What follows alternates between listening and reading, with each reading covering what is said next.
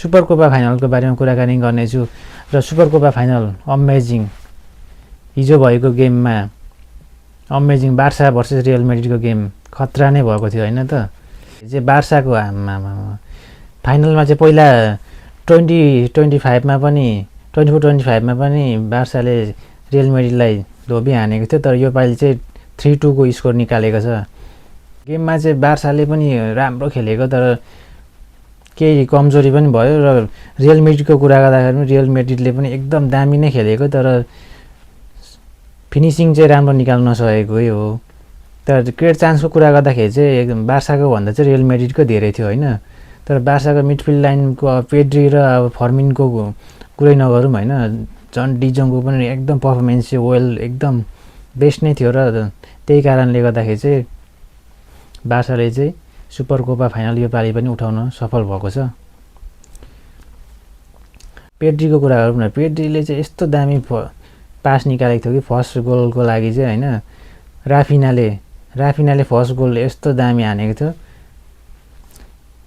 Amazing दुई खेलाडीको बीचबाट चाहिँ उसले चाहिँ गोल मुनि कटाएर चाहिँ दामी फिनिसिङ हानेको थियो राफिनाले पहिलो गोल मिस गरे पनि सेकेन्ड टाइममा चाहिँ उसले चाहिँ अमेजिङै गोल गरेको थियो है राफिनाले र पहिलो हाफमा चाहिँ यस्तो दामी गेम भयो कि रियल मेड्रिड भर्सेस बार्सिलोनाको चाहिँ हैन एकदम घम्सा घम्सी क्या पहिलो हाफमा 4 गोल निकालेको थियो क्या दे बोथ ह्याड चाहिँ स्ट्रङ गोल स्कोररै भन्नुपर्छ पहिलो हाफको कुराकानी गर्दाखेरि चाहिँ हैन र पहिलो हाफको कुरा गरौँ न अब पहिलो 36 मिनेटमा चाहिँ राफिनाले गोल निकालेको थियो भने त्यसपछि 45+2 मिनेटमा चाहिँ इक्वलाइजर गोल गरेको थियो 45+2 मिनेटमा अब पहिलो हाफकै मै ड्र गरेको थियो त्यसपछि पहिलो हाफमा अलिक टाइम चाहिँ अलिक एड भयो कारणले फेरि त्यसपछि 45+4 मिनेटमा चाहिँ लेभेन्डोस्कीले फेरि बार्सालाई दोहोरो गोल गराइ 2-1 को अग्रता दिलाएको थियो तर पनि गेम अझै सकेकै थिएन क्या गेम चाहिँ यस्तो घमासा नै गइरहेको थियो त्यसपछि 45+6 मिनेटमा गोन्जालो गार्सियाले फेरि 1 गोल गरेर रियल मेड्रिडको 2 गोल भएको थियो र 2 गोलमा ड्र भयो र त्यो सँगै फर्स्ट हाफ सकेको थियो है सेकेन्ड हाफको कुरा गर्दाखेरि चाहिँ सेकेन्ड हाफमा चाहिँ झन् गेममा धेरै चेन्जेसहरू पनि भयो हैन सेकेन्ड हाफमा एम्बापे पनि आयो र केही चेन्ज यता बार्साको पनि केही चेन्जेसहरू भयो हैन तर पनि सेकेन्ड हाफमा राफिनाले चाहिँ छोडेन क्या केटाहरूलाई गोल गर्नु चाहिँ रियल मेड्रिडलाई हेरेकै बनायो लास्टमा उसले चाहिँ रियल मेड्रिडको सुपर कोपा जित्ने सपना चाहिँ उसले चकनाचुरै गर्दै 73 मिनेटमा राफिनाले चाहिँ अमेजिङै गोल गरेर सुपर कोपा फाइनल चाहिँ सिल गरिदिएको थियो तर पनि रियल मेड्रिडले चान्सेसहरू क्रिएट चाहिँ दामी चान्सेसहरू क्रिएट गरेको थियो इन अफ दिस टाइममा पनि 90 मिनेटमा पनि रियल मेड्रिडले दामी चान्स क्रिएट गरेको थियो तर पनि स्कोर निकाल्न सकेन हैन रियल मेड्रिडको अब फिनिसिङमा चाहिँ धेरै कमजोरी नै भयो अब कोचको कुरा गर्दाखेरि चाहिँ अब के भन्नु त हैन अब भिनिसियस जुनियरले यस्तो राम्रो पर्फर्मेन्स दिँदै पनि 82 मिनेटतिर चाहिँ अब भिनिसियस जुनियरलाई पनि सब अप गर्यो हैन अब त्यही कुराले पनि रियल मेड्रिडमा चाहिँ अब केही कमजोरीहरू चाहिँ देखिएकै छैन अझै पनि एट्याकिङ लाइनमा चाहिँ स्कोर निकाले पनि अब कहिले रोक्न सक्दैन अब त्यही त बार्सासँग त अब त्यही पनि गाह्रै हुन्छ किनभने बार्साको र उनीहरूको चाहिँ राइभरी क्लासिक नै हो हैन त्यही भएर पनि होला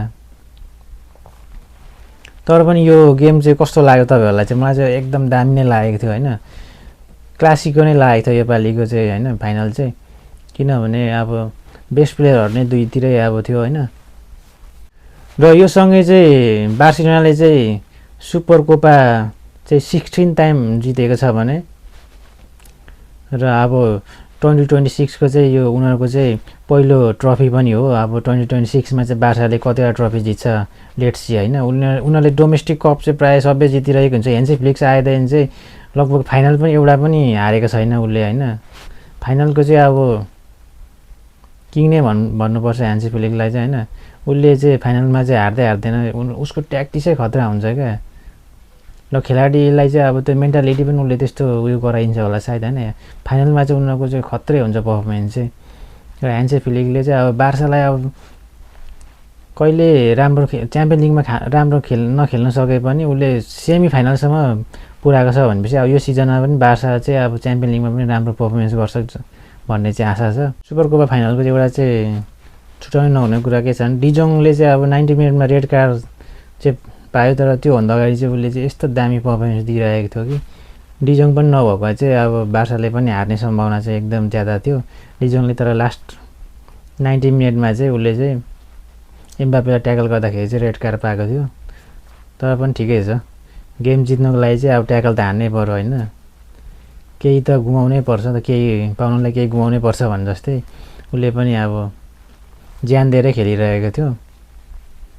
र जोन गार्सियाको पनि कुरा गरौँ न, बार्साको अहिलेको नम्बर 1 गोलकिपर होइन, यङ पनि छ, नम्बर 1 पनि छ क्या। यस्तो राम्रो सेभहरू उसले गर्यो कि होइन, द्याट्स अमेजिङ क्या।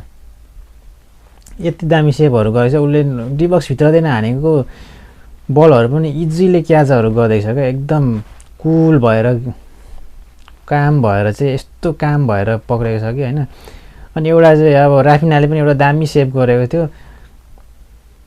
राफिनाले अब त्यो यस्तो सेभ कि अब त्यो गोल हुने एकदम 99% नै गोल हुने चान्स हुने गोल पनि हेडबाट चाहिँ उसले डिफेन्स गरेको थियो, तर पछिबाट फेरि गोन्जालो गार्सियाले चाहिँ गोल चाहिँ गर्यो। तर राफिनाको चाहिँ पर्फर्मेन्स चाहिँ एकदम बेस्टै थियो। र यो सँगसँगै चाहिँ राफिनाले सुपर कोपा फाइनलको चाहिँ प्लेयर अफ द टुर्नामेन्ट पनि पाएको छ होइन, फाइनलमा पनि दामी खेलेर।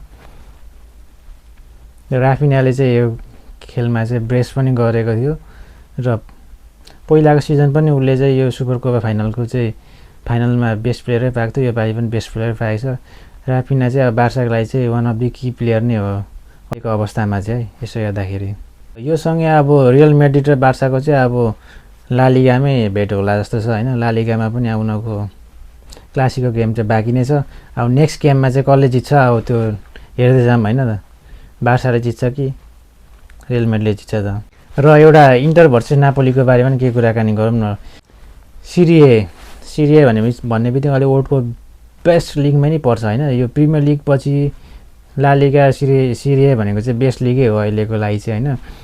सिरिएको अहिले टाइटल कन्टेन्डरको लागि चाहिँ एकदम घमासा नै चलिरहेछ। त्यहाँ पनि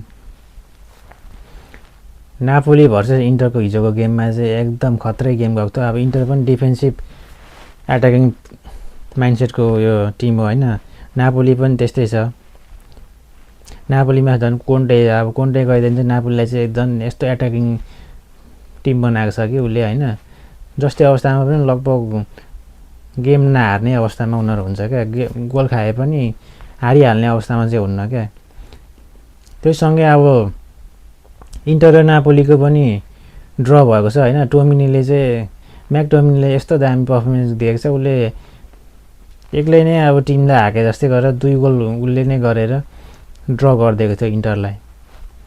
त्यससँगै अब इन्टरले पनि पोइन्ट ड्रप गरेको छ, इन्टरलाई पनि टाइटलको लागि चाहिँ अब दबाब दिइरहेछ नापोलीले। त्यससँगै इन्टरको 43 पोइन्टसँगै ऊ चाहिँ फर्स्ट पोजिसनमा छ भने नापोली चाहिँ 39 पोइन्टसँगै थर्ड पोजिसनमा छ। अब त्यही भएर नापोलीले पनि टाइटलको लागि चाहिँ एकदम दबाब दिइरहेको छ। लेट्स सी आउँदो गेममा चाहिँ उनीहरूले कस्तो पर्फर्मेन्स दिन्छ हेरौँ न त। अब तर इन्टरले चाहिँ एकदम टाइटल जित्ने हिसाबले गइरहेछ होइन। पहिलाको सिजन पनि नापोलीले जितेको थियो, त्यो हिसाबले पनि अब यो सिजन चाहिँ अब इन्टरले चाहिँ एकदम ज्यान दिएर चाहिँ अघि बढिरहेको छ। लेट्स सी के हुन्छ नेक्स्ट म्याचहरूमा हेर्दै जाऊँ। यति भन्दै आजको लागि चाहिँ यो टपिकहरू यतिमै इन गर्न चाहन्छु र तपाईँहरूको सपोर्ट पनि मलाई आवश्यक छ होइन। सपोर्ट गर्दै गर्नु होला। Keep loving, keep supporting. Thank you.